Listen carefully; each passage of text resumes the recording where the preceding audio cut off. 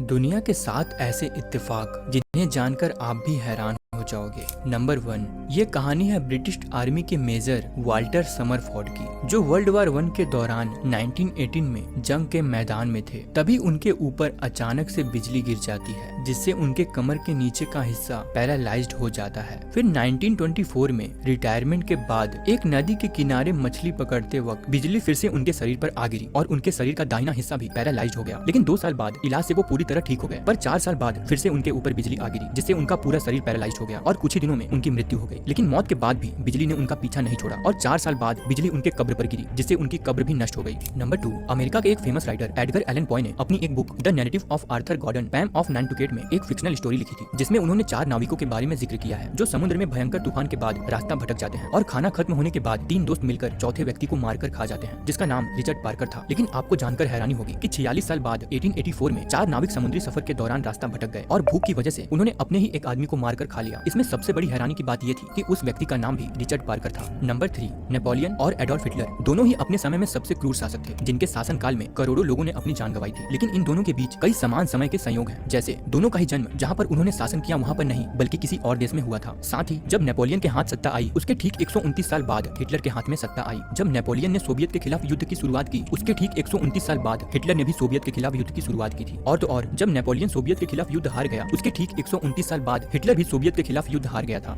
Number 4, Ohio में रहने वाली सिर्फ 15 साल की एक लड़की ने 2 जुड़वा बच्चों को जन्म दिया, लेकिन कम उम्र होने के कारण वो इन बच्चों की परवरिश नहीं कर सकती थी। इसलिए इन दोनों बच्चों को ओहायो में रहने वाली 2 अलग अलग फैमिलीज ने अडॉप्ट किया। लेकिन अलग अलग रहने के बाद भी इन दोनों भाइयों में ऐसे संयोग बने जिसे आज तक बड़े बड़े ह्यूमन बिहेवियर के स्पेशलिस्ट और साइकोलॉजिस्ट भी नहीं समझ सके। जैसे इन दोनों बच्चों को जिन फैमिलीज ने अडॉप्ट किया था, उन्होंने दोनों बच्चों का नाम जेम्स रखा था। जब वो स्कूल जाने लगे तो दोनों बच्चों का फेवरेट सब्जेक्ट मैथ था, और जब वो बड़े हुए तो दोनों की ही शादी लिंडा नाम की औरत से हुई। शादी के कुछ समय बाद ही दोनों का ही अपनी अपनी पत्नियों से डिवोर्स हो गया। और आपको जानकर हैरानी होगी कि उन दोनों ने ही दूसरी शादी की, और जिससे उन्होंने शादी की उन दोनों ही लड़कियों का नाम पैटी था। यहाँ तक कि दोनों लड़कियों के पहले से एक बच्चे भी थे, जिनका फर्स्ट नेम जेम्स ही था। 39 साल बाद जब ये दोनों भाई मिले और उन्होंने अपने लाइफ में हुए इन समान संयोग को एक दूसरे से साझा किया, तो दोनों हैरान हो गए। ये दोनों भाई लगभग एक जैसी नौकरी करते थे, साथ ही दोनों एक ही ब्रांड की शराब और सिगरेट पीते थे। क्या इतनी सारी समानताएं मात्र एक संयोग था या कुछ और जिसे समझ पाना नामुमकिन है? नंबर 5, 21 मई साल 2001 में एक पीसी गेम लॉन्च किया गया था, जिसका नाम डेउस एक्स था। इस गेम की स्टोरी में अमेरिका के न्यूयॉर्क सिटी को दिखाया गया था, लेकिन गेम के डेवलपर्स ने गलती से न्यूयॉर्क के ट्विन टावर को गेम में ऐड करना भूल गए। जब इस गलती का पता गेम कंपनी को चला कि वो गेम में न्यूयॉर्क सिटी के नक्शे में वर्ल्ड ट्रेड सेंटर को ऐड करना भूल गए हैं, तो उन्होंने गेम की कहानी को ही बदल दिया और उसमें ये दिखा दिया कि एक आतंकी हमले में वो ट्विन टावर तबाह हो गए। हैरानी की बात थी कि गेम लॉन्च होने के ठीक 4 महीने बाद 11 सितंबर 2001 को आतंकी हमले में इन टावर्स को गिरा दिया गया, जिसमें हजारों लोगों ने अपनी जान गंवा दी, जिसके बाद से ये गेम भी काफी चर्चा में आ गई थी।